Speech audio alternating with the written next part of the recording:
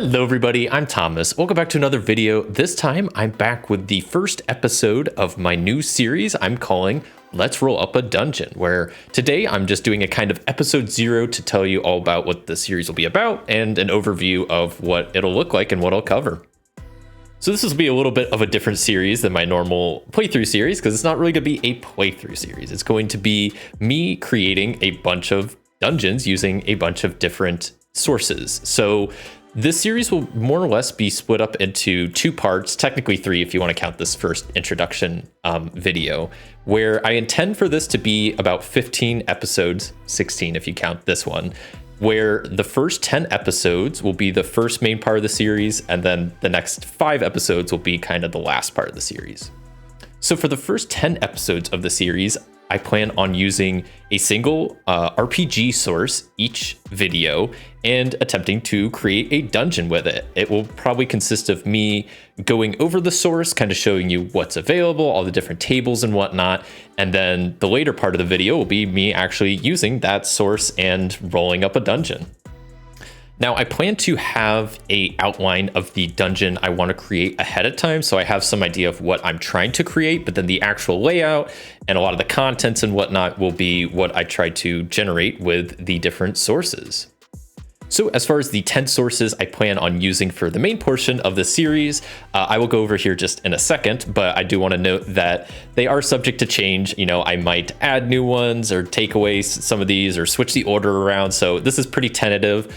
But the 10 sources I plan to use, so video 1 will be the Dungeons & Dragons 5th edition Dungeon Master Guide. Second video will be For Against Darkness. Third will be the D100 Dungeon Generator. Fourth will be Ironsworn Delve. Fifth will be Odd Skull Dungeon Generator. Sixth will be 2D6 Dungeon. Seventh will be Derelict Delvers. 8 will be Sandbox Generator. 9 will be Ex Umbra. And 10 will be Table Fables 2. Once again, this is my tentative list. It might change order and some of the sources might, be removed or some new ones might be added at some point, but those are the 10 I plan on using. So then for the last part of the series, the last 5 episodes, what I intend to do is pick a game system and then using those 10 sources I used in the previous 10 videos, taking out bits and pieces of those and trying to figure out how to make the best dungeon for a certain game system using the sources I've already used. I plan on keeping the game systems that I'll plan on doing the final 5 videos with a secret for now, but I'll probably talk about them like as they're coming up in the series. But for example, let's just say this isn't gonna be one, but like Ironsworn, if I was trying to create a dungeon for Ironsworn, I might be like, okay, well maybe I want to use the contents dungeon generator from D&D, but I want to use For Against Darkness to actually generate like the layout, but I want to use Ironsworn Delve to like make the factions in it. So I'll be kind of taking bits and pieces from the first 10 episodes where I'm going source by source and kind of figuring out what I'd want to use from each of those to create a cool dungeon in the last portion of the series. So for the main 10 episodes where I'm going source by source, I want to have a bit of an outline coming into each episode, already like pre-prepared. And for that outline, I basically have 13 different details that I want to have noted and kind of ready to go when I go into the videos. So I'll quickly talk about what those 13 points are. The first 4 are kind of, I consider like essential. They're kind of just general points, which is like the name of the dungeon, the size, which will just be small, medium, and large, which will kind of dictate how many rooms the dungeon will be, what type of a dungeon it is, and also detail tags. So when I say type, that kind of just means like, what is this place? Is it like a cave? Is it a maze? Is it a palace? Is it a prison, a sanctuary, a vault, a tomb, stuff like that. For the types, I plan on just having pretty much 1 or 2. And then for the detail tags, I assume I'll probably have a decent amount.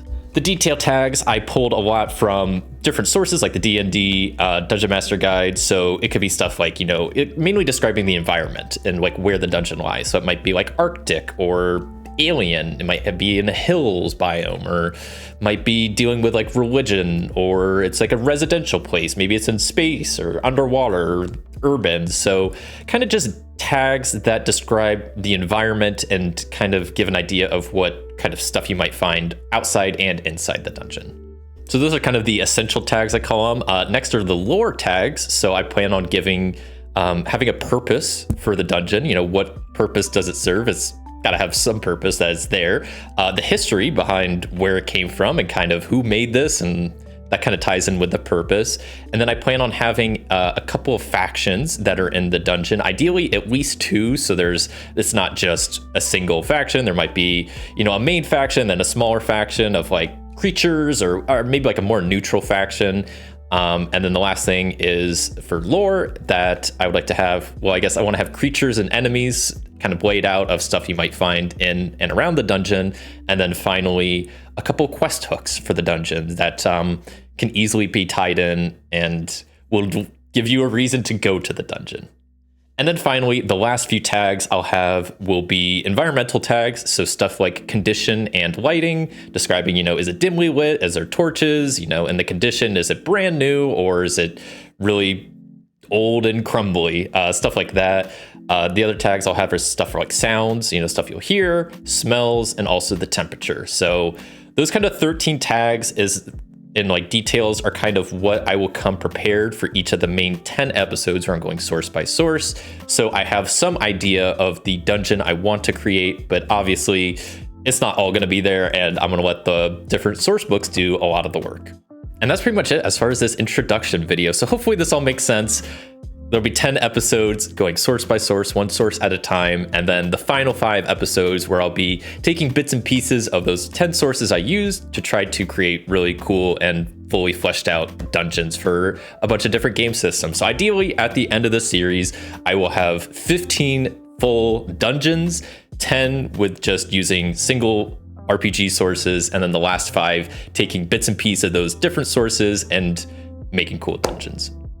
And as far as the outlines go, I plan on having them done a week in advance so I can kind of tease them out for the next video. So I'll go ahead and tease out the next week's video will be, I already talked about Dungeons & Dragons 5th edition. I'll be using the Dungeon Master Guide to create a dungeon. And I figured, well, if I'm creating a dungeon for D&D, it's going to have to be one that has a dragon in it. So I'm going to be creating the Crimson Emberhold, which will be a dungeon with a dragon in it. So I already have the outline for that created. So that's what will be coming up next week. And lastly, I'd love to hear back from you about what you think of this idea for a series. Do you want more videos? Do you said I want less videos? Are there certain sources you'd like to see me cover, whether in the main 10 portion where I'm going through source by source, or is there certain game systems you'd like to see me create fully fledged dungeons for? Let me know. I'd love to hear any comments you have or feedback you have about anything I talked about today. And that's going to do it for this video. Thank you so much for watching. If you enjoyed, a like would be greatly appreciated. And until next time, I'll see you.